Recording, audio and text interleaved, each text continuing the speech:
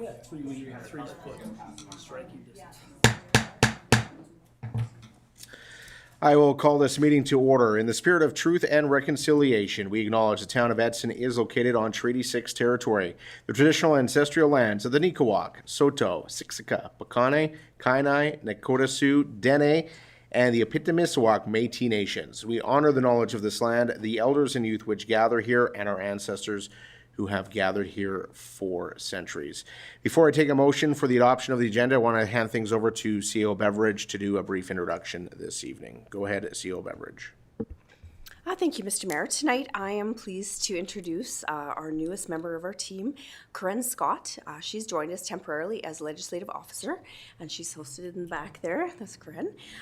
Corinne brings a very strong background to legislative services and municipal governance. Her past work has been with Woodlands County in legislative services, communications, and also community services. With the addition of Corinne, Adrian Tate is resuming back to her duties, and it's ramping up with the election, of course. We're right in the middle, 96 days, I believe, as far as the countdown goes. Also, as well as the records management and digitization project. Both are very busy, and we needed to return her back to the projects in which we have added to our portfolio for this time. So I would like to have you join me in welcoming Corinne Scott, as well as acknowledging Adrian's efforts during this time of the last several months of covering extra duties of 2 roles has been pretty immense on Adrian, and I think we've all benefited from her hard work, so I'd like to recognize that. Welcome aboard, Corinne, and thank you, Adrian, for your tremendous efforts the last number of months. Thank you for that. I also, before we take a motion for the adoption of the agenda, do a recognition this evening as well to Council's only and sole employee, CAO Christine Beveridge. She has been with us for a number of years now, and following the fires and the wildfires, and being a mom and running this organization, she decided to take on something else, and that is a course with the University of Alberta, the Executive Certificate in Municipal Leadership. She's been doing that over the last year, and I'm proud to say that she's accomplished that course and has now received the certificate from the University of Alberta, just trying to grow her leadership skills and being just a tremendous asset to our municipality and organization. So one of our employees, our only employee, very dedicated. I don't know where she finds the time. Mom, wife, and the CAO, and also doing this course after all of that. So congratulations to CAO Beveridge on this immense accomplishment. I know you make our council very proud, so thank you very much. I want to show off your certificate as well. So that's what you were doing back there. Can we get a picture? Just one more. No, I did not. No. Does she get a cap and gown as well? Like,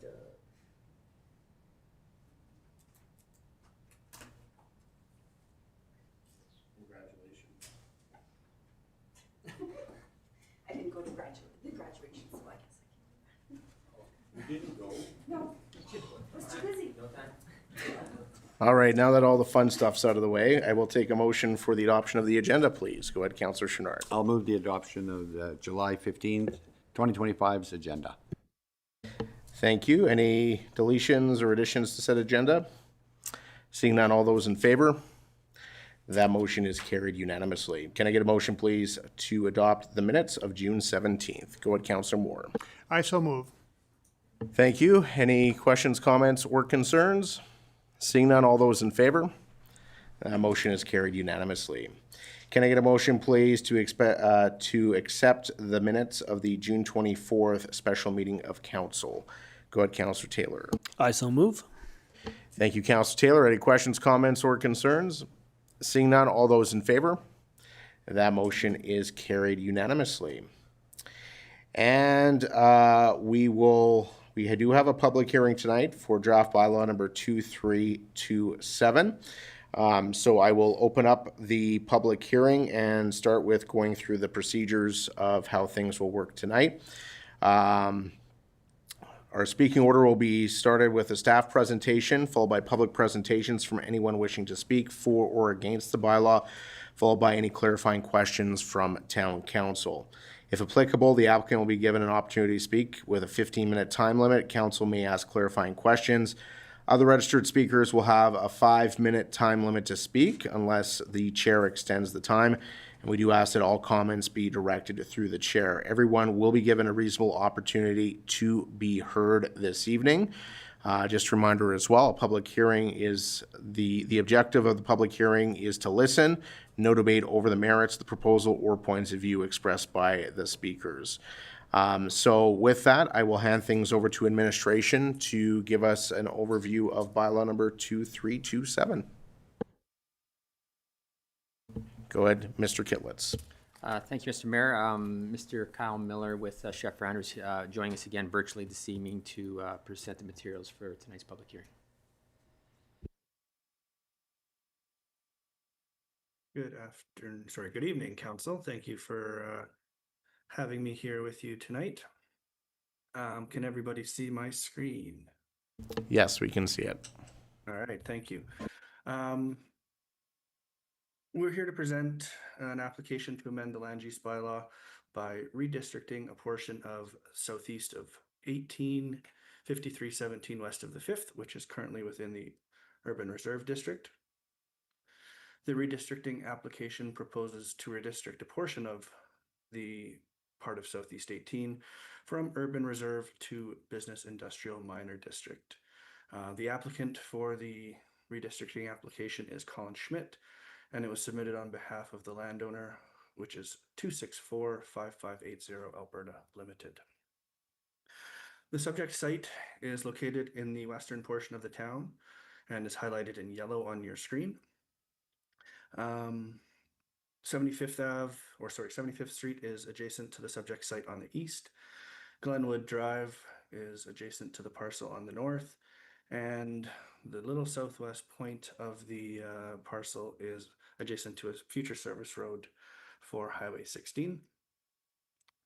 As I indicated, the subject site is currently within the Urban Reserve District, and the purpose of the Urban Reserve District is to protect land for future development, such as what is being proposed by the applicant, from premature subdivision or higher intensity development.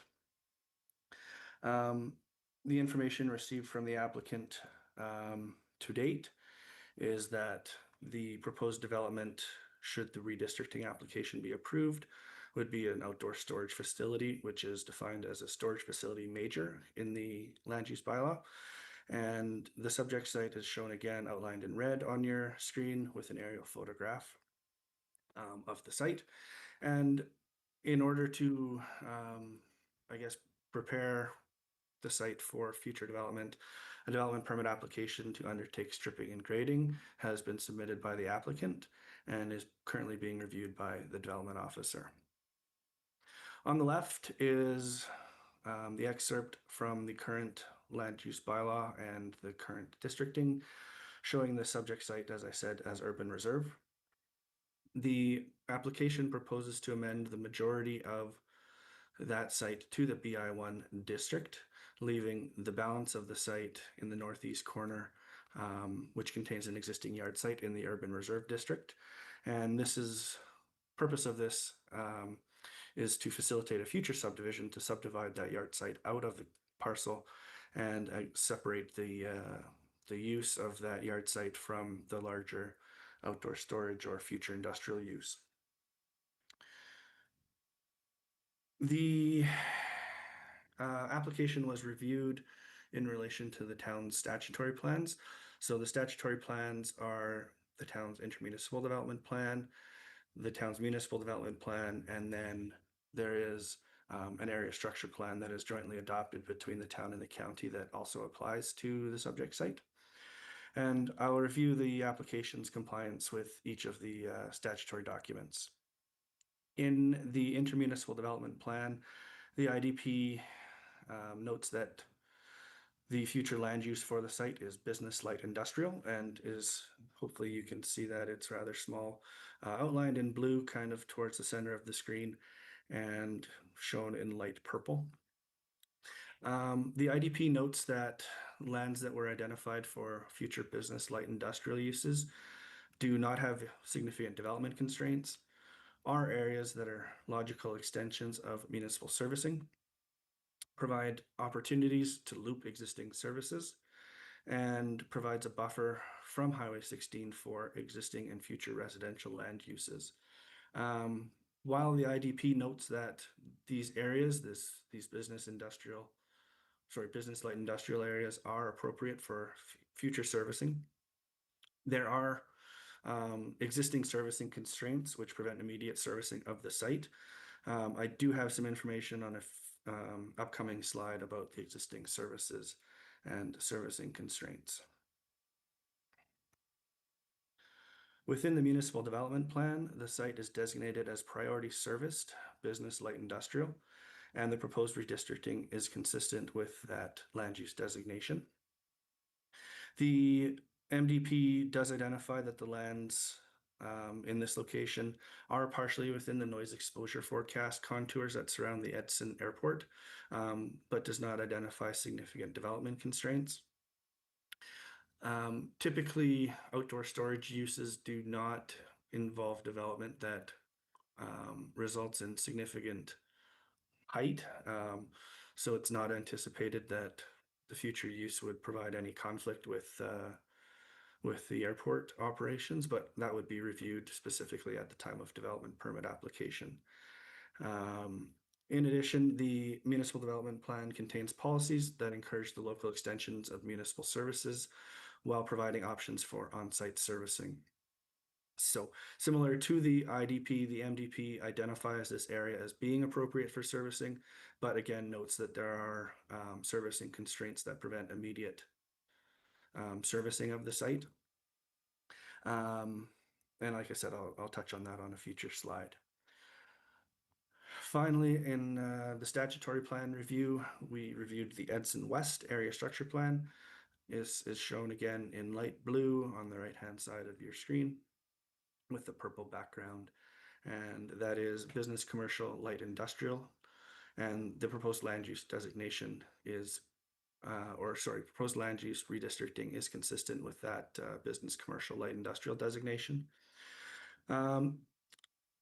The Edson West ASP notes that municipal services in the county will be continued to be provided on site, and does restrict business commercial uses to uses that do not require pressurized water flow for firefighting purposes, and prefers to have uses that do not have any external impact beyond the boundaries of the subject site and what are generally considered to be clean operations. I do note that the business industrial minor district provides for light industrial and compatible commercial uses that do not generate off-site emissions, noise, odors, vibrations, or dust. So with respect to the requirements for what are considered clean operations, the proposed business industrial minor district is consistent with the requirements of the Edson West area structure plan. On the left-hand side of the screen now, there is a figure from the servicing study that was completed in 2018 by GHD. This servicing study identifies the water pressures from the existing water servicing system. And you can see that the pressure contours show that the majority of the site contains less than or is able to be serviced by water pipes that provide pressure at less than 40 psi. My experience is that typically firefighting flows need to be about 100 liters per second. And so this figure, which is figure 3.3 in the servicing study, shows the different water flows that are identified for the subject site, and they're shown to be at portions of the site are at 100 liters per second, while the balance is at 80 liters per second. So as a result, the proposed future development in the immediate term would be serviced by on-site services. This figure, it kind of shows the subject site off on the left, which is outside of the boundary of the existing service area identified by the servicing, by the sanitary sewer service. So on-site sanitary sewer service would have to be provided for the proposed any future development until such time as future services are extended into that area. In order to manage the future servicing of the site, administration during the review of the subdivision application will recommend that the subdivision authority require what's called a deferred servicing agreement. Deferred servicing agreements are an agreement between the landowner and the municipality, which require the landowner to connect to municipal services if there is what is called a triggering event. And the triggering events vary from each proposed subdivision depending on the specific development. In this instance, we would review that with engineering and kind of holistically when we're reviewing the subdivision application, because obviously at some point it would be nice to have this area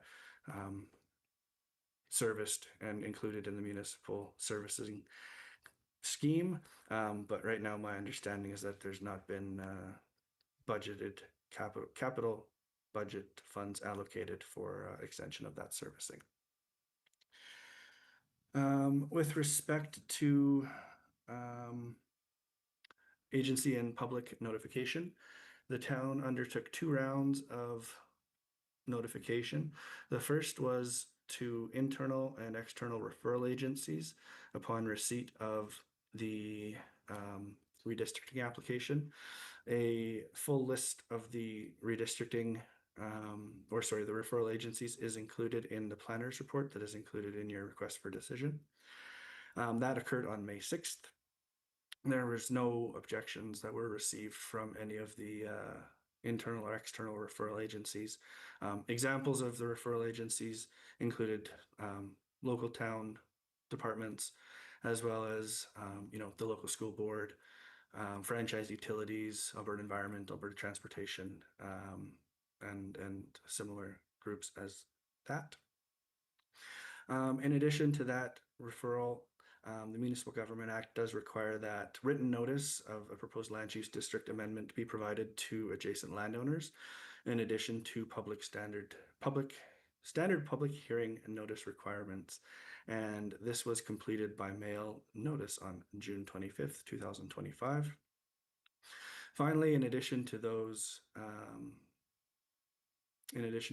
public notifications, the proposed redistricting bylaw was published in the Weekly Anchor on June 30th and July 7th, as well as on the town's website. At the time that our report was prepared, no objections from adjacent landowners were received. In conclusion, the proposed redistricting enables new light industrial development within the town of Edson in appropriate locations identified in the town's statutory planning framework and is consistent with the town's statutory planning documents. Happy to answer any questions that council may have. Thank you, Mr. Miller. Council, do you have any questions about the presentation here this evening? Mr. Kittledge, do you have anything new to add? No? Okay. So with that, I'll ask our clerk, do we have any written or submissions or any registered speakers this evening? Mr. Mayor, we have received no written submissions or phone calls regarding this. Do not know whether it was a member. Okay, so just for the record, we have not received any written submissions or any registered speakers. So with that, we will open the floor. If anybody would like to come up and speak for or against the bylaw, this is your opportunity. Come on up. I'll ask you just to come up to the seat here, turn on your microphone, and introduce yourself, and then advise whether you're speaking for or against the bylaw and your reasons for. My name is Maria Carter. I'm not sure. I just think that a little more studying. I don't know whether Kyle, did you check with the airport authority about height restrictions? Because I know on our property, we had to cut down trees. And I was also on the development appeal board when Jerry Ford wanted to put up the original sign, and it was a concern with the height. So there is concerns with heights around the airport. So whatever development they have to do should be in line with that. My second concern is traffic control. Mayor, as you know, it took over 2, maybe 3 years to get a speed sign on the road. So I don't really want more traffic on a road that we can't at this time control the speed, would be my biggest concern. Okay. Thank you. Anything else you want to add? Those I are just think your concerns? That needs to be taken, traffic and how they're going to use it as an entrance and exit. When the landing for the pipeline was there, it did create a lot of traffic on that road. They were good about watering it down. That might need to be a consideration for this new development as well. Okay. Thank you very much. Thank you. I should ask, actually, council, do you have any questions for the presenter or the speaker this evening? No? All right. Thank you very much for your comments there, Ms. Carter. Anybody else speaking for or against the bylaw?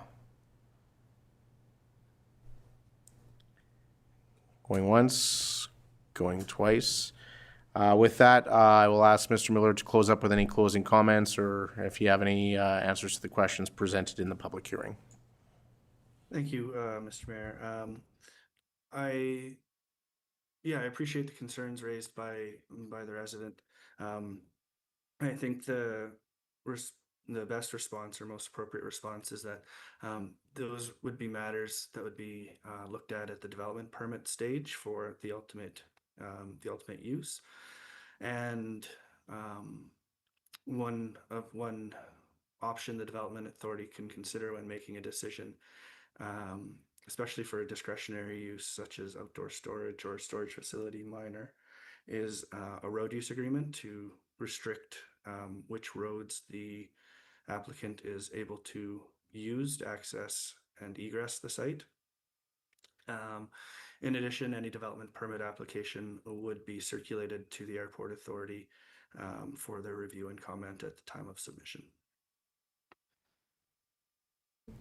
All right. Thank you. With that, we will close the public hearing. Thank you very much, Mr. Miller. All right, so we're going to move on. We have no presentations and delegations. We will move on to bylaws. We will move on to second and third reading of draft bylaw number 2327 to amend Schedule B of land use bylaw number 2296, and we'll hand things over to Mr. Kitlitz. Go ahead. Yeah, thank you, Mr. Mayor. So obviously, council heard the presentation respecting this bylaw, as well as input from the residents and those answers. We're asking that if council feels comfortable, that they would consider giving second and third reading to the proposed bylaw this evening. And if not, we can propose it for another time. All right, council, we'll open the floor to questions, comments, concerns before we take a motion from the floor.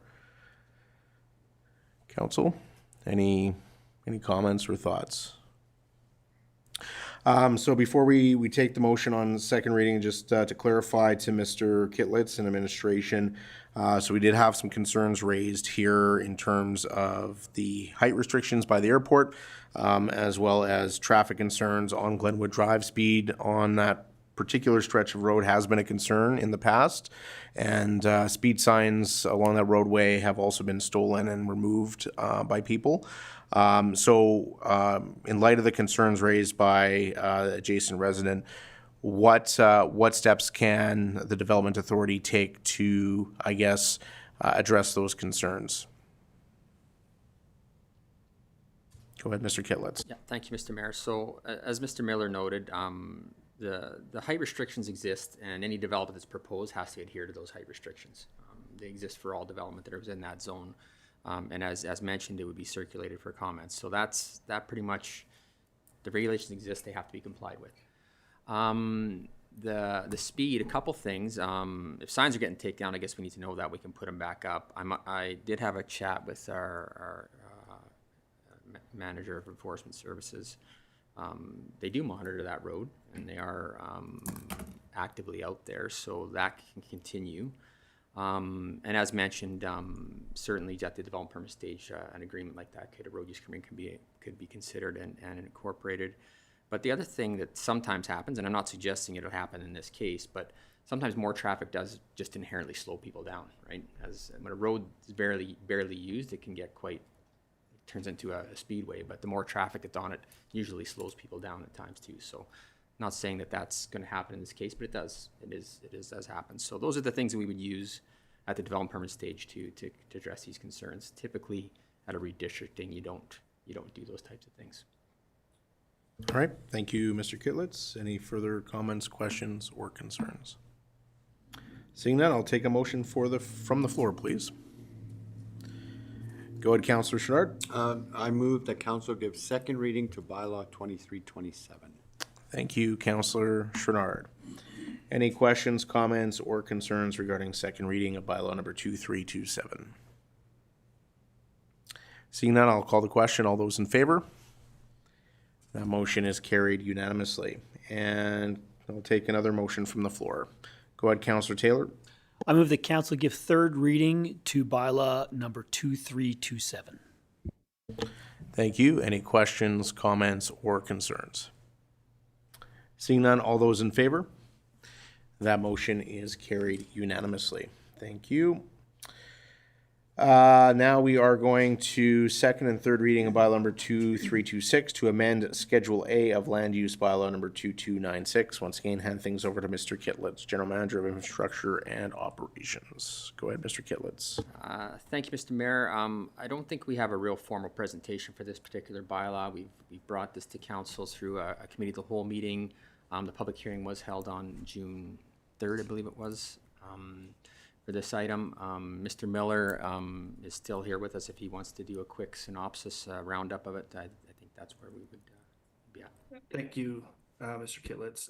As you mentioned, bylaw 2326 was initiated by administration in order to review the land use bylaw after a year of having worked under the new land use bylaw that was adopted by council in the summer of 2024. As Mr. Kitlitz noted, Committee of the Whole reviewed the initial package that was prepared by administration of what I would describe as housekeeping or administrative amendments that are intended to ease the interpretation of the land use bylaw and provide additional clarification as to how the development authority handles development permit applications and what types of information are required to be submitted with development permit applications. On June 3rd, 2025, Council gave first reading to bylaw 2326, and then on June 17th, 2025, Council held a public hearing regarding bylaw 2326.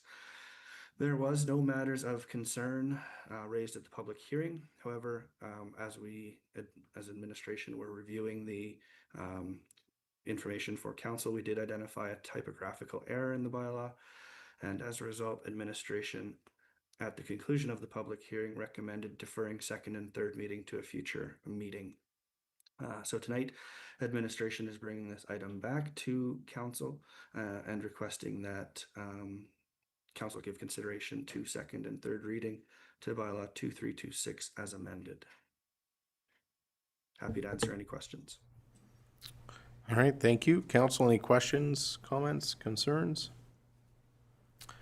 Seeing none, I'll take a motion from the floor, please. Go ahead, Councillor Chachka. Excuse me. Through the mayor, I just have a question on process first, maybe to administration. If a councillor was not present at the public hearing, can they still vote on this bylaw? No, they cannot. Okay. So Councillor Taylor was not at the public hearing, so he will not be permitted to vote or participate in the discussion here this evening. Go ahead, Councillor Chachka, if you want to make a motion. Sure. I move that council amend the heading of the bylaw from bylaw number 2296 to bylaw number 2326. All right, thank you. Council, any questions, comments, or concerns? Seeing none, all those in favor? That motion is carried. Can I get a motion, please, for second reading? Go ahead, Councillor Bevan. I move that council give second reading to bylaw number 2326 as amended. Thank you, Councillor Bevan. Any questions, comments, or concerns?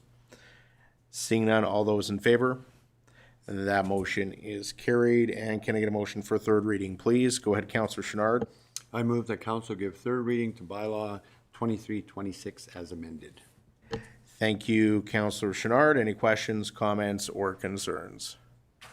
Seeing none, all those in favor? That motion is carried. Thank you, everyone. Councillor Taylor, is it nice to sit there and see everybody else do the work around the table, or? Yeah. All right, thank you. Next up, we have the draft Municipal Policing Committee bylaw number 2322, presented by Eric Christensen, Enforcement Services Manager, and I think we have Staff Sergeant Delisle here as well.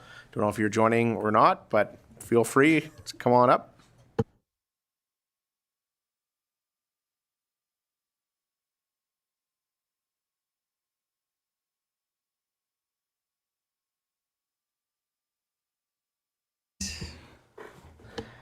Go ahead, Mr. Christensen.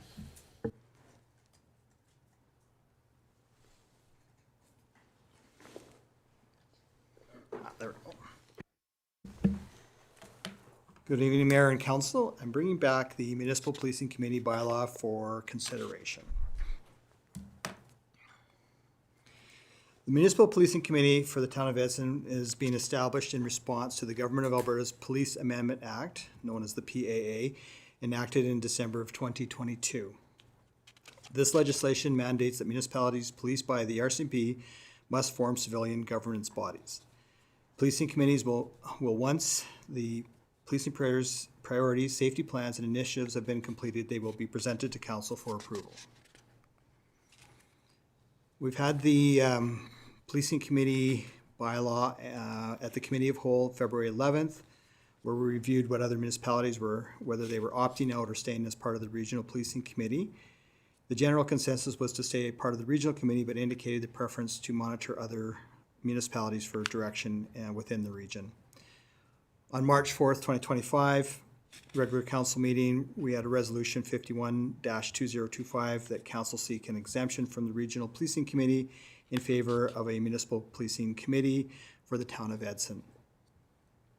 On May 13th, we brought it back to the Committee of the Whole for general consensus to move forward and continue to monitor the direction of other municipalities within the region and provide council with clarifications on how regulations would be operationalized. So some of the highlights of the bylaw, to reflect Edson's commitment to good governance and community representation, aligning with the feedback from May 13th committee meeting, administration recommends the following: the committee composition of 5 members, including a maximum of 2 members of the council. Aligns the structure of the committee will align with the committee format with existing municipal boards and committees, and that no remuneration will be provided to the members. So after our meeting in May 13th, we took the consensus of the committee, and we did some housekeeping through consistently write out numbers with numerals in brackets. We added the definition of administrative liaison. We added the clause committee purpose under part 4. We deleted 5.15 and moved the clause for membership and created a standalone confidentiality clause under part 10. We amended 6.5 to read 1 representative from Yellowhead County may be appointed by the committee in a non-voting observer capacity. We amended 6.6 regarding the term of appointments, amended 6.10 regarding the timing of selection of the the chair and the vice chairs. We added section 10 for confidentiality. We updated the references of FOIP to the new POPA and ATIA, and explicitly stating compliance with any other applicable policy, regulations, or legislation. And then we just did some numbering to the amendments throughout the bylaw because of the changes and additions. So what are our next steps? If the bylaw passes all 3 readings this evening, we'll establish the Municipal Policing Committee. We will activate a committee once it's chosen, recruit, including enhanced criminal record checks, education, training that will need to take place. If the bylaw is not successful this evening, administration will review considerations and bring back to a further council meeting for final reading and approval. So with that, administration recommends that council give all 3 readings of the Municipal Policing Committee draft bylaw 2322 as presented. And with that, I open it up to any questions. Thank you, Mr. Christensen. We will open the floor to questions from council. Go ahead, Councillor Taylor. Through the mayor to council administration, I know I've struggled with the creation of this committee and to why we have to do that. I know the province has mandated this and they want some resident involvement within policing. That may be something that other municipalities need. I've never thought that this municipality needs it, albeit we are being told to do it. So, I voted for this along the way. I'll vote for it again tonight. I've struggled with that. I do like how we've added the committee purpose into it because it's still and the strongest word, it is an advisory committee, that the final decisions do rest with the members of council and the elected officials, and it has to, right? And I've always liked that we encourage diversity within our within the organization's boards and committees. That's something mentioned in the bylaws, so I appreciate that. And of course, we do encourage that diversity. We're always at the whim of whoever applies as well. So lastly, just with regards to 6.2, which is having a member of youth council be appointed, is the wording there, does it relate to, can we have a youth council member, like a rotating youth council member there, a different one each meeting? Does the wording within the bylaw allow for that? Does it have to, or does it have to be the same youth for a year or something? Through the chair to Councillor Taylor, because it's a non-voting, it's not really mandated in the regulations. The committee can choose if they want to have it for 1 year, 6 months, 1 month. That's based on the discretion of the committee. Go ahead, CO Beveridge. Mr. Mayor, through to Councillor Taylor, that's an opportunity within the terms of reference to have a rotating basis would be fine. Council, any further questions, comments, or concerns? Seeing none, I'll take a motion from the floor. Go ahead, Councillor Chenard. I move that council give first reading to bylaw 2322. All right, we have a motion on the floor. Council, any questions, comments, concerns? Seeing none, all those in favor? That motion is carried. I'll take a second motion, please. Go ahead, Councillor Moore. That council gives second reading to bylaw number 2322. Any questions, comments, or concerns? Seeing none, all those in favor? That motion is carried. Can I get a motion that bylaw number 2322 be placed for third reading? Go ahead, Councillor Chachka. I so move.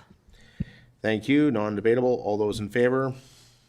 That motion is carried unanimously. And can I get a motion, please, for third reading? Go ahead, Councillor Bevan.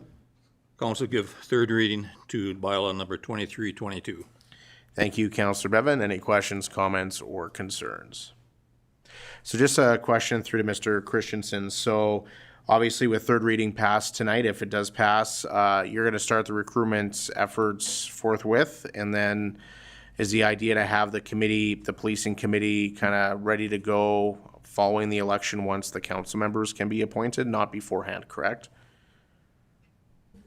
Through the mayor to so the chair to mayor and council. Yes, as soon as we get the third reading, we will start on that and get all the bylaws done and get it going to for after the election. All right, thank you very much. Go ahead, CO Beveridge. Thank you. To supplement, as part of our boards and committee process, we will be advertising for all the boards and committees. Any opportunities for new members will be all at the same time. Then we're not doing the recruitment for different boards and committees. That will be done, and then the appointments will be done at the organizational meeting in October. Excellent, thank you. I just did not want us to start this before, obviously, we have the council appointments, so. With that, I will call the question. All those in favor? And that motion is carried unanimously. Thank you very much. Thank you, Mr. Christensen. Thank you, Staff Sergeant Delisle.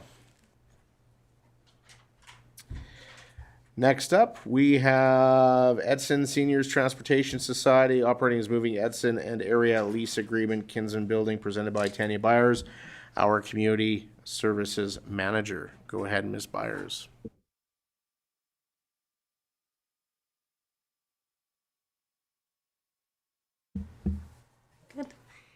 Good evening, Mayor and Council. I'm pleased to be here tonight to present the lease agreement for Edson Seniors Transportation Society. And as you know, they operate as Moving Edson and Area. So I may bob back and forth between those two names. So just a quick background on this. In September, they began using the space at Kinsman just for interim use. It was just something to try out because they were in desperate need of space to serve their clients in a different capacity. And so things went well from September onwards. And so in December, we moved into a temporary occupancy agreement. And so that was effective until May 31st. Again, that time period allowed them to, sort of weigh out, is this location good for us? Also allowed the town and operations to decide if it was also a good fit for us to have them in the facility. It turns out it's been a very good relationship. And so we, sorry, I kind of skipped one there. And as you know, we entered the 3-year operating agreement with the STS for the $125,000 in annual funding, which offsets their admin and operational costs. So May through June, we have been, in many discussions with the STS, with the executive director, and collaborating to discuss a more, long-term arrangement. And so the strategic plan alignment, it fits well in a couple spaces. So creating a connected community that's safe and inclusive. They're in a very accessible and community-facing location. When we did do updates to that facility, we did ensure that it would be accessible, and the washrooms are as well. So it is a good fit that way. Space utilization, maximizing community benefit with our municipal facilities. And also providing effective leadership and community engagement. This lease will formalize that effective partnership that we already have in place. And it provides accountability, clarity, and a shared responsibility in the use of the municipal space. It's also collaborative and community-focused service delivery that they offer. So currently, the town, there is a cost for the facility with just natural gas and electricity. But the thing, it doesn't change whether someone's really in there or not. We have to heat the facility. We have to keep the pipes flowing, and because of the washrooms that are outside for park use. And so we also do the year-round snow removal and the grounds maintenance, and because of the park use, it goes throughout the year. So ESTS has also agreed to allow the town of Edson to continue to utilize the mop room and such to store items and use the water and such for cleaning of the outdoor washrooms. So that's been going very well too this year. So some of the fringe benefits that we've been experiencing is just having ESTS located in Kinsman Park. We just have that additional operational oversight in a key public park area. The utilization of a municipal asset, and of course, consistent community use of that facility. And so the lease overview, what we're recommending is that this go until December 31st, 2027. And the reason for that is that it would coincide with their operational agreement. So there's still going to be 2 separate agreements, but the timelines will coincide so that we can, carry them on together during the same time frame. So the lease includes an early termination clause, defined responsibilities for the tenant and the town, insurance requirements, and of course, terms of use for the facility. ESTS is responsible and are already paying for their own telecommunications, their own cleaning of the inside of the facility, and of course, the insurance for their contents and liability. The town of Edson is still, we continue to insure the facility because it is ours. Utilities and maintenance, grounds and snow clearing, and of course, major repairs, like if the furnace were to go, that would also be our responsibility. So with that, administration is recommending that council authorize the execution of the lease agreement with the Edson Seniors Transportation Society as presented in attachment number 1. Any questions? Thank you, Ms. Byers, for your presentation. Council, any questions, comments, concerns? Go ahead, Councillor Chenard. Through the chair to Ms. Byers, I am in very, support of this. It's been a good fit. I know I've once in a while stopped down there, and the comments I get, having the building, it's very accessible and it's used lots. And like you said, there's no extra cost to us as a town. We have to pay it anyway. So just a comment. I totally agree with what you got presented. Thank you. Any other further comments, questions, or concerns? Quiet group tonight. Council, I'll take a motion from the floor, please.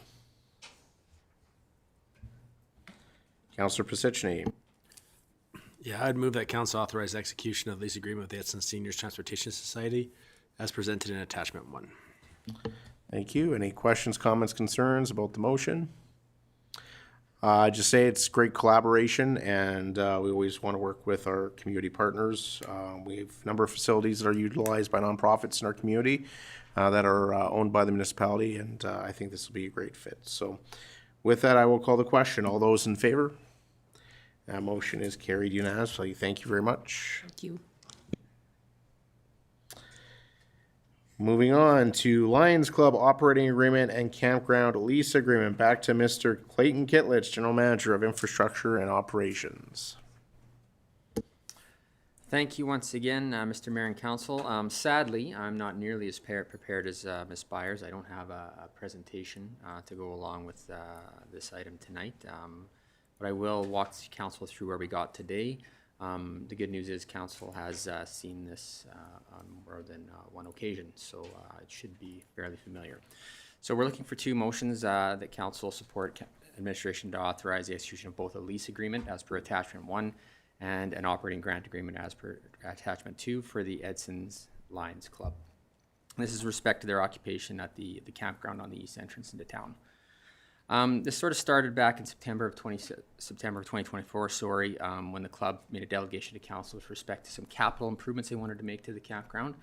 That being reconfiguring some of the sites and making them a bit bigger, as well as adding full servicing, as they felt they were losing some revenue and clientele based on the fact that they can provide that level of service to the travelers that were coming through town.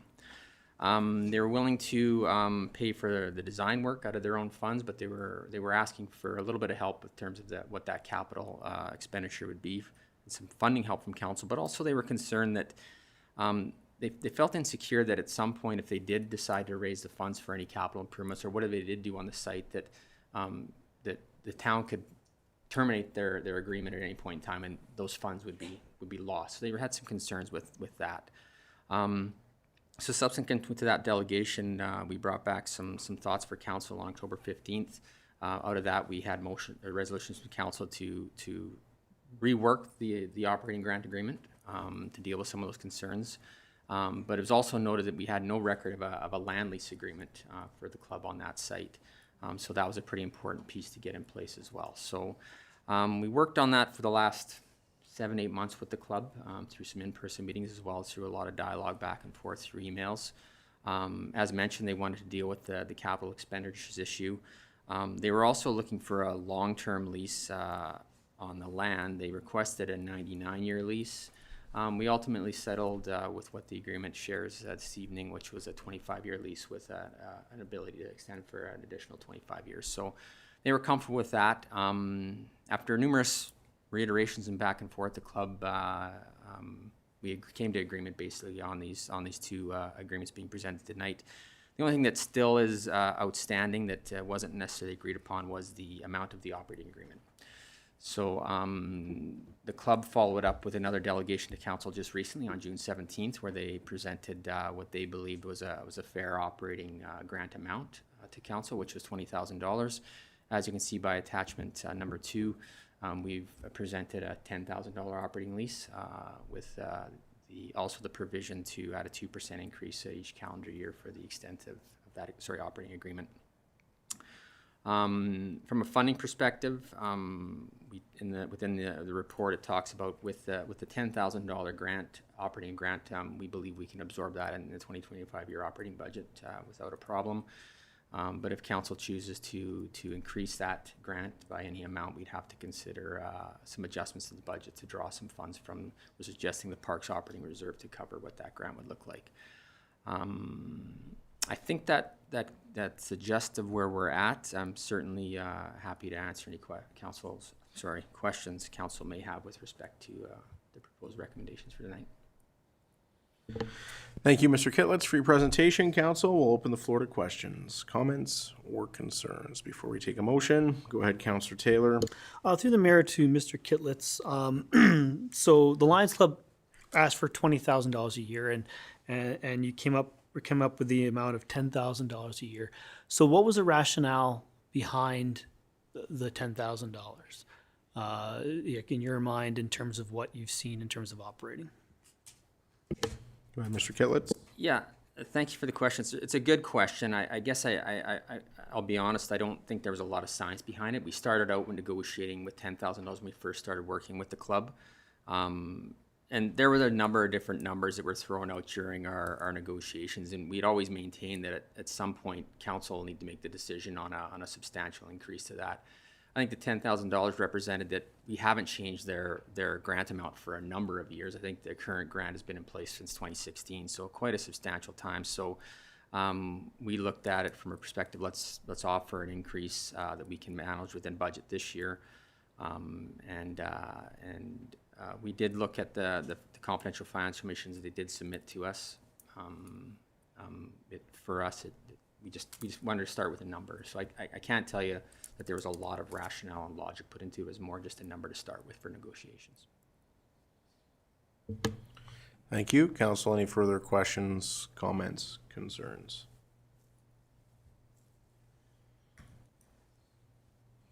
All right, Council, I will take a motion from the floor then.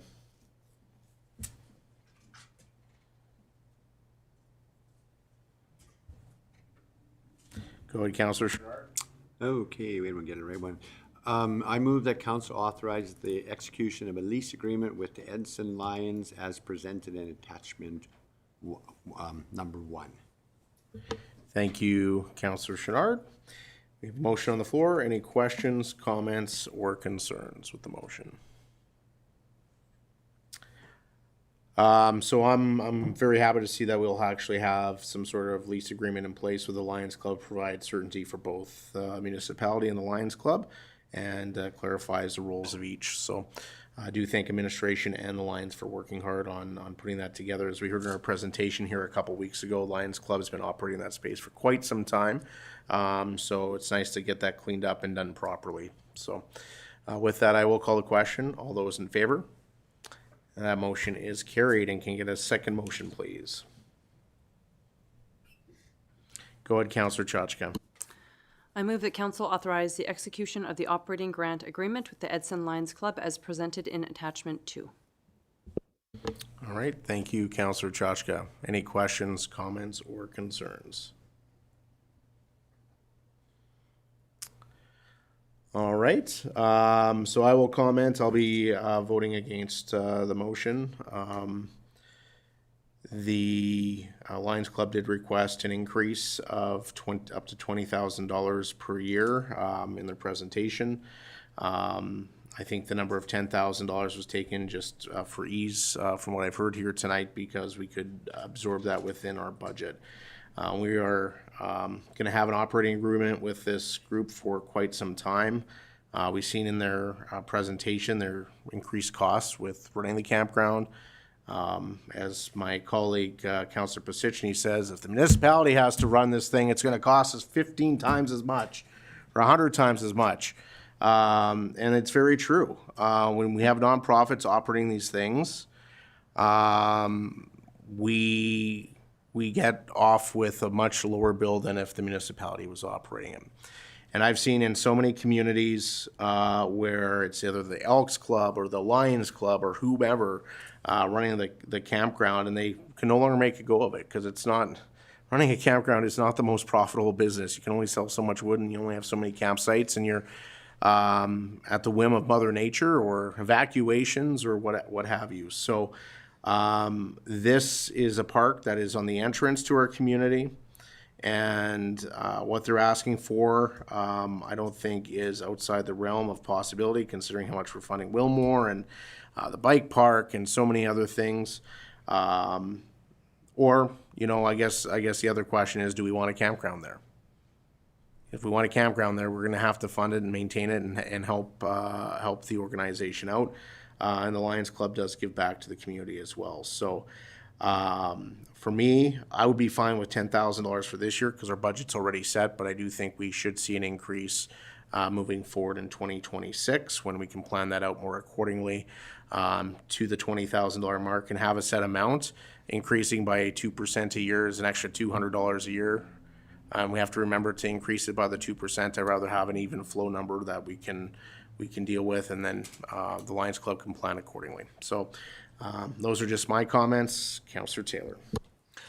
Through the mayor to the rest of the council, I've struggled with this. I wasn't here for when they made their last presentation, and I did ask the question of Mr. Kitlitz about where the number sort of came from, and then I really did struggle trying to think about it, and I'm glad Mayor Zahara stepped forward to say that I don't think this amount is the correct amount, because I agree it's probably not the correct amount. I agree as well, and this is where I did struggle, that I know we budgeted this year where we could look at 10,000 and absorb 10,000, and I could get on board with increases into the final 4 years of the 5-year agreement. As to what that will be, I know Mayor Zahara was indicating going up to the 20, and you know, I have thoughts of maybe the 15 mark. But willing to have that maybe discussion in a moment. But I will be voting against this motion. And as we've talked about, these groups operate these facilities and these amenities that we have for the minimum cost of what we would if we were to take it on. So, you know, I think we should help them out where we can. I think $10,000 is a little low, especially when you consider in 5 years, even with the 2% increases, it basically gets them to about 11,000 by the end of the 5 years. So, so I'll be voting against this motion as well. Thank you, Councillor Pasichny. Yeah, through the chair to administration on this.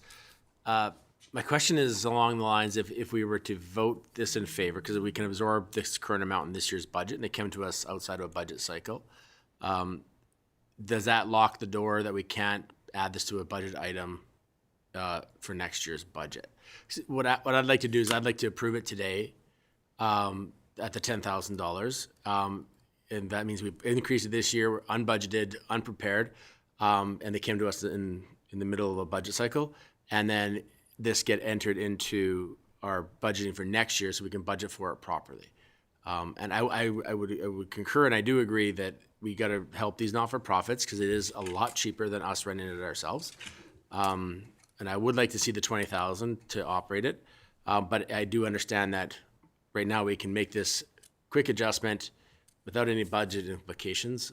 But again, I guess it's the feeling of council if they want to pull out of a reserve or something, but we're halfway through the year at this point. So I just want to know if I vote in favor of this, does it tie us to bringing it back into a budget? Because if it does, then I'm going to be voting against it. Who would like to take that on? Mr. Kitlitz, go ahead.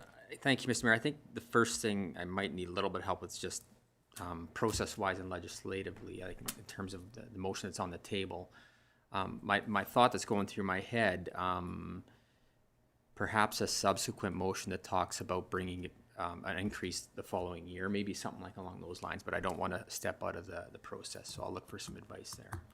Yes, I would suggest that probably could pass this motion, and then a subsequent motion could be made referring the grant amount for the Lions Campground for $20,000 per year to be brought back in the 2026 budget deliberations. Is that what you're going to say, CO Beveridge? Yeah. That motion will come in next. So does that work for everyone? Go ahead, Councillor Taylor. Yeah, through the mayor, to the mayor. So you're saying vote for this motion at $10,000 for this year, which is both what you and I had just said, and then bring it back at budget. So we're now, you and I are now reversing our what we're saying on this motion. Is that what we're doing now? I'm still going to vote against it, just a matter of principle, but yeah. Got it. Well, I said you said 10,000 was fine. 10,000 was fine this year. So Yeah. like, no, I do agree that I don't want to make a budget adjustment this far away in the budget year for something that's not really emergent, and then we can address it in the 2026. So this is clear. This is clear as mud. Clear as mud. Perfect. So, all right. With that, we have a motion on the floor. The council authorize the execution of the operating grant agreement with the Edson Lions Club as presented in attachment number 2. I will call the question. All those in favor? All those opposed?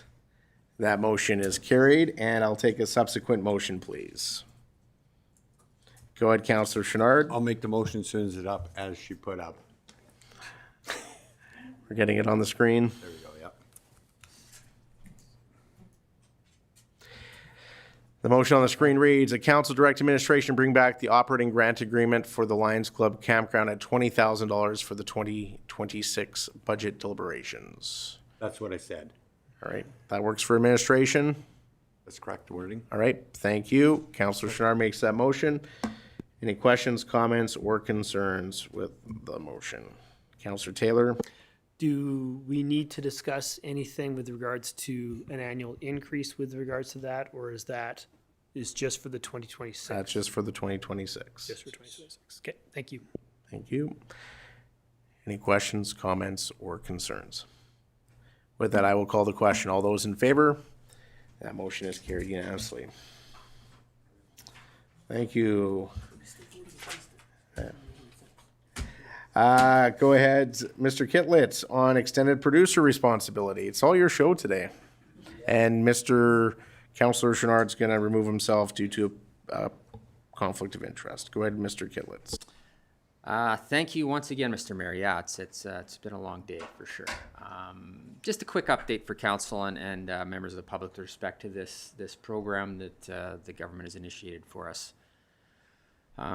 So admittedly, after all the work we did to get ready for the phase 1 launch on April 1st and getting prepared for that and agreements in place and getting a new agreement with the Edson District Recycling Society, I kind of let my foot off the gas a little bit. And we got an email here about 3 weeks ago from Circular Materials, who represents the producers for packaging and paper products, asking for information on our multifamily dwelling statistics. And so I had to do some more homework. So I found out some information I thought would be important to share with council and the public because they may be getting reached out. So just a quick update.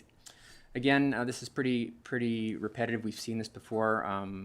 The Alberta Recycling Management Authority has oversees recycling and has instituted extended producer responsibility. So phase 1 is done. We have the contracts in place.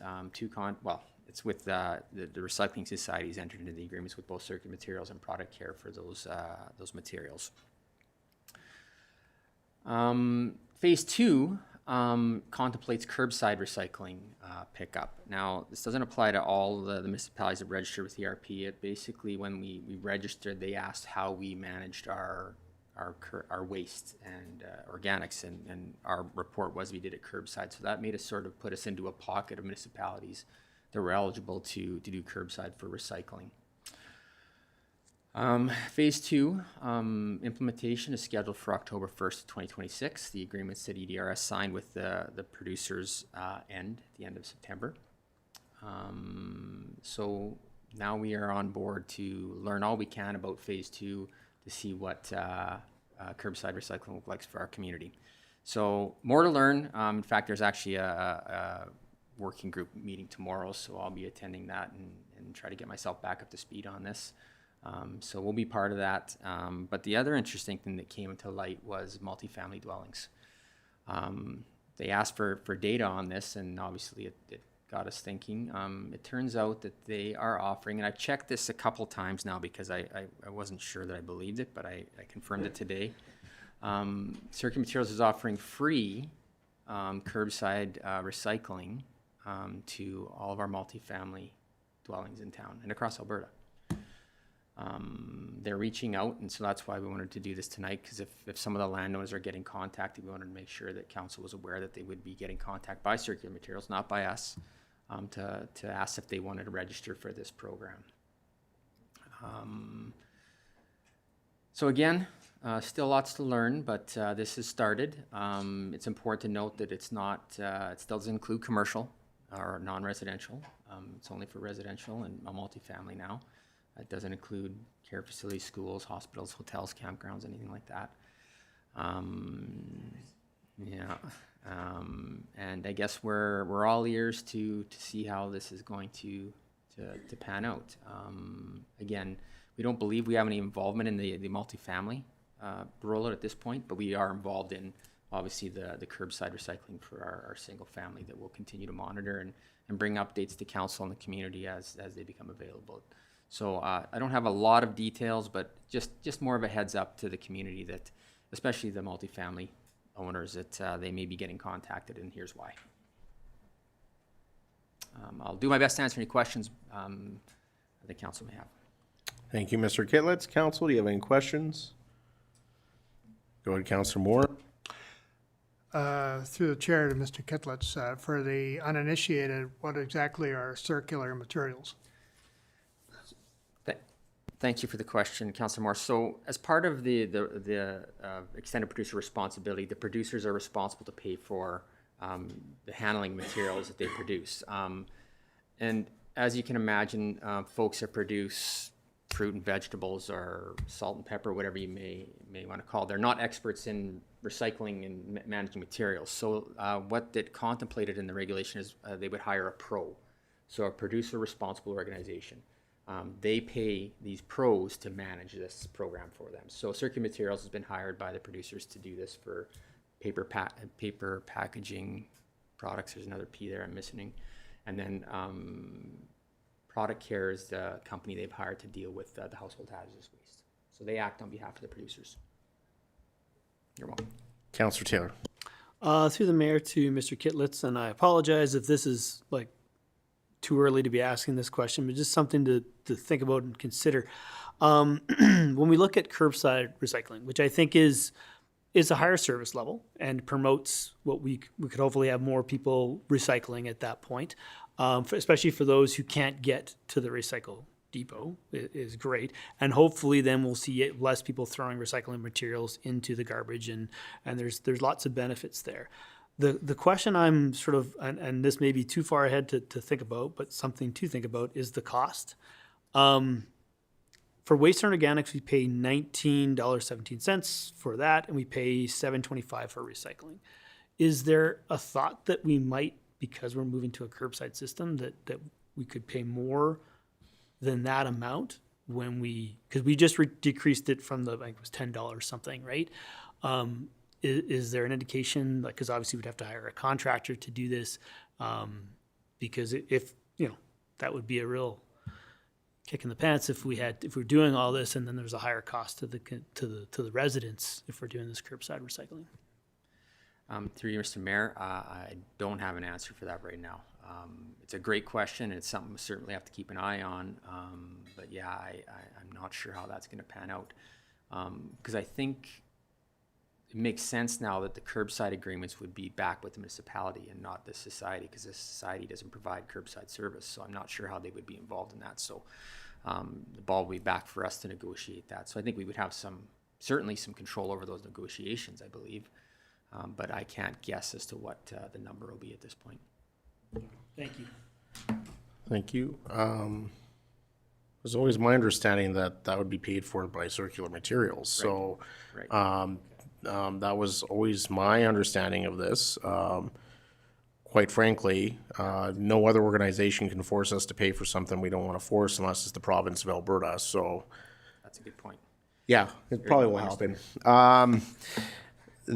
So that was always my understanding when we were Yeah. talking about EPR as well. And I think it's important to note curbside service under this program will not include all recycled materials.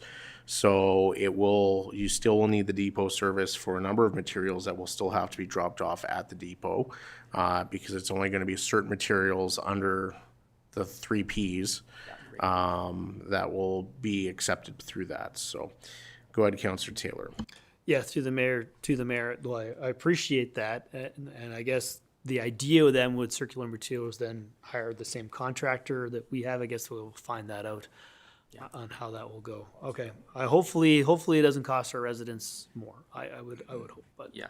All right. Thank you, Mr. Mayor. That's a great reminder. You're absolutely right. That's the whole premise of this. So we shouldn't see any increase to our ratepayers for it. But we'll continue to monitor. We'll continue to be on top of it and bring timely updates to council moving forward in advance of the October 1st, 2026 implementation.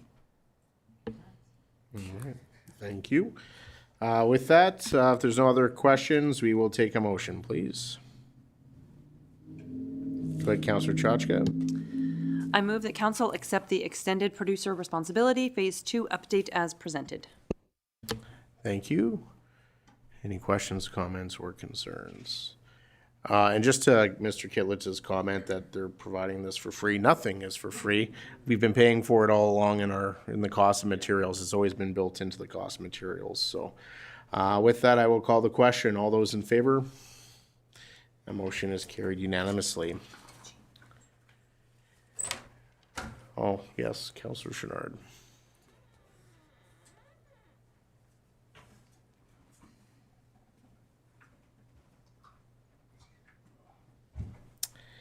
All right, council committee reports. We're going to go back to June the 18th. And who would like to start this evening?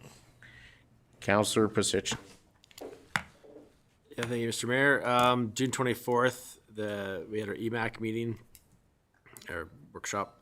June 24th, Committee of the Whole. June 26th, I had to speak on behalf of the mayor at the Parkland Grad, largest class in the history of Parkland School. Then on June 14th, YCE pre-meeting, and on June 15th, YCE meeting, and then, July 14th and July 15th, YCE meetings, and then July 15th, MDP Municipal Development Plan Workshop. And that is my report. Thank you, Councillor Pasichny. Councillor Bevan. On the 24th, we had the Committee of the Whole meeting and the EMAC working meeting. Thank you, Councillor Chenard. June 19th, had a Community Futures meeting in Jasper.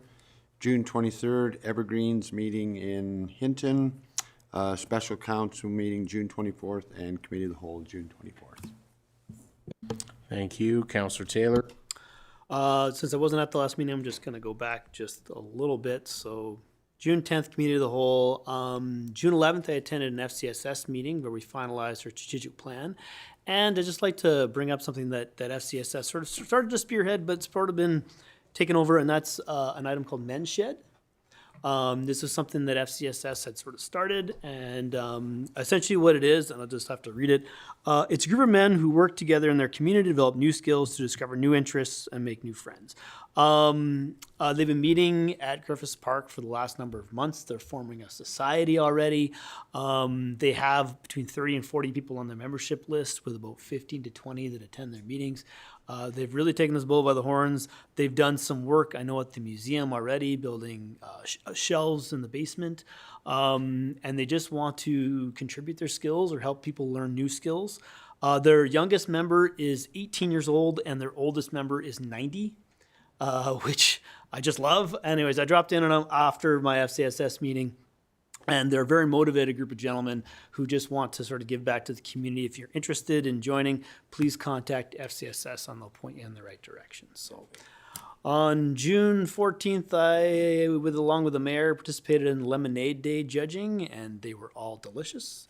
June 16th, I had a Yellowhead Regional Library Board meeting, and there's looking to be a possible increase to the budget or cost to the town to participate in YRL.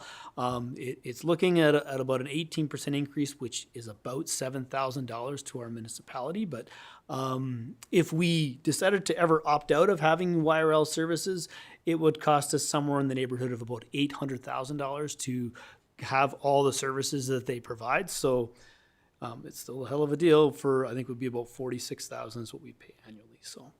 But more, they'll pass that budget probably in October with more details then. So in June 18th, I had a library board meeting, June 24th, EMAC meeting, June 24th, special council meeting, June 24th, committee of the whole meeting.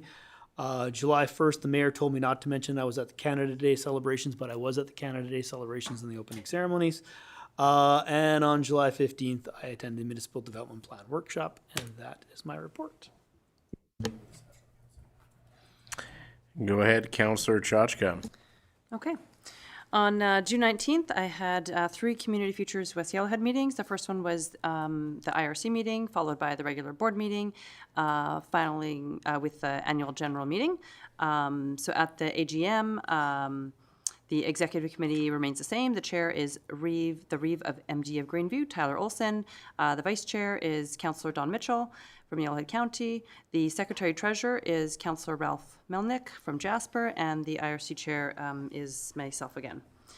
On June 23rd, as my role of the chair of the Attraction and Retention Committee, I attended an AHS primary care virtual meeting, which had stakeholders, which wasn't just elected officials, it also included physicians and paramedics and other healthcare stakeholders.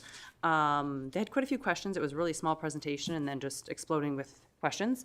And one of the questions asked was about the coverage between locums and the doctors, because right now there's a bit of a discrepancy that the locums get paid more than a doctor who's committed to the community and has to pay overhead in a rural clinic in Alberta.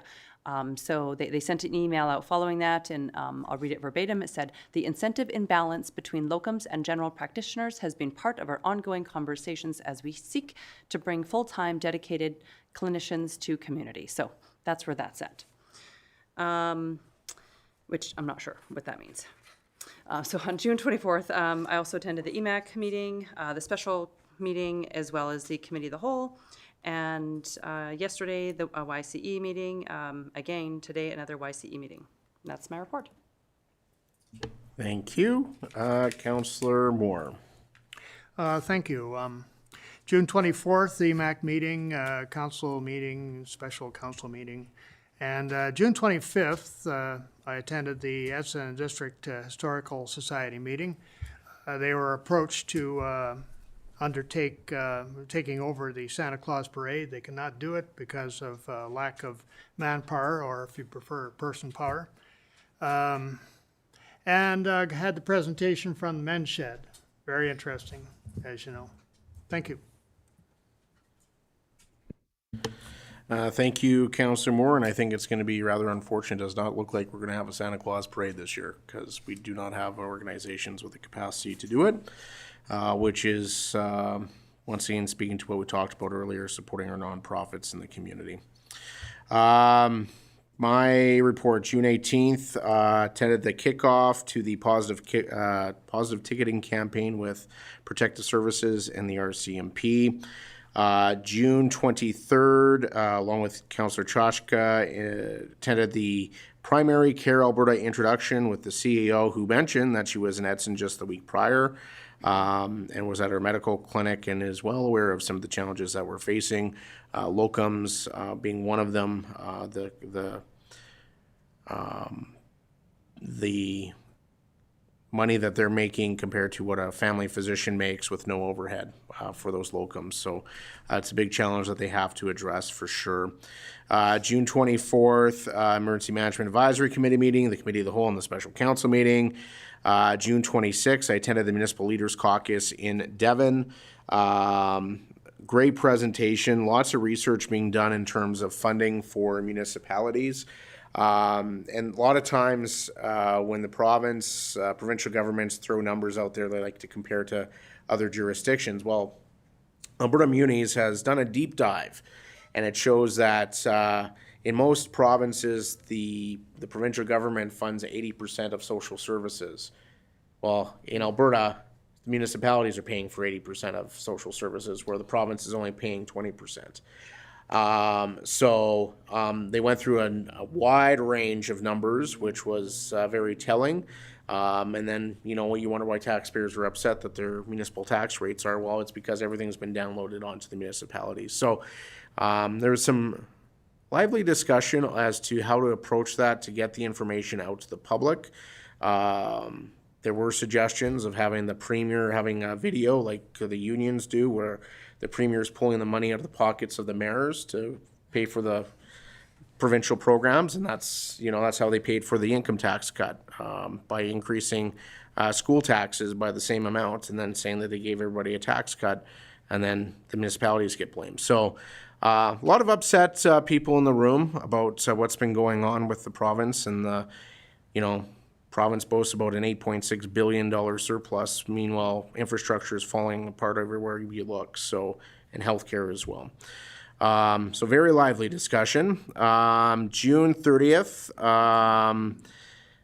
we attended the Yellowhead Regional Waste Management meeting where the Waste Management Authority approved the new leachate pond construction. The tenders were received for that. July 5th, I joined RCMP Traffic Services on a ride-along. Huge amount of speeding within the community that evening, so that was quite telling, and they've definitely noticed an increase in speed since photo radar has gone away. July 9th, toured Reflections, tremendous facility. They've done a lot of work in there, and there will be an open house on Saturday. Encourage the family, the community to go check it out and understand what is in that facility. June 14th, a YCE pre-meeting. July 15th, YCE meeting this afternoon, and the MDP workshop, which I thought was very well done. And that is my report. We have no information items, no notices of motion, business arising from closed, nothing. So I will take a motion to go into the closed meeting session, please. Go ahead, Councillor Chenard. I'll make the motion, go in closed session. Thank you. All those in favor? That motion is carried unanimously. Thank you.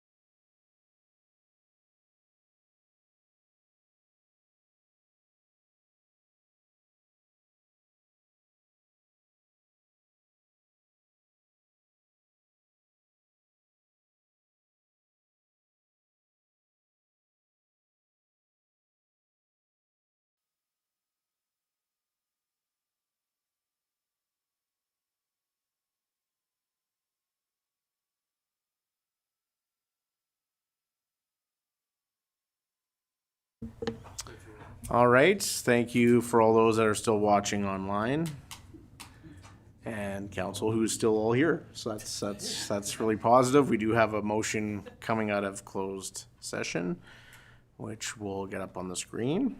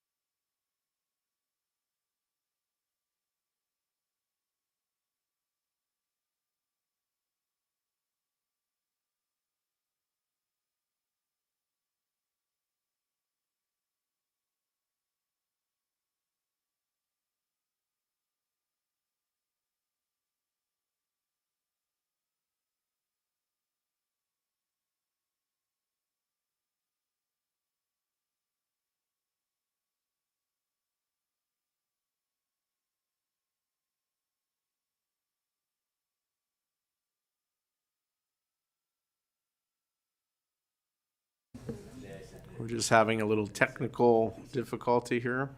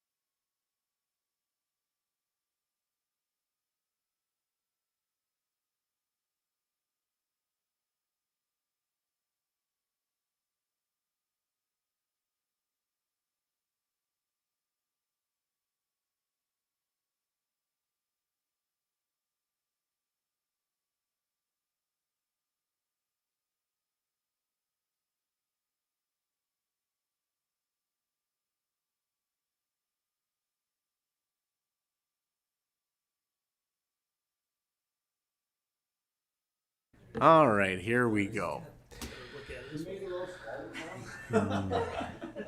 All right, so Councilor Taylor, would you like to make the motion, please? I move that council authorize the CAO to enter into negotiations for the disposition of land as directed in closed session. Thank you, Councilor Taylor, for that eloquently worded motion. Council, any questions, comments, or concerns? Seeing none, I'll call the question. All those in favor? That motion is carried unanimously, and we will adjourn this meeting at 9:37. Thank you, everyone.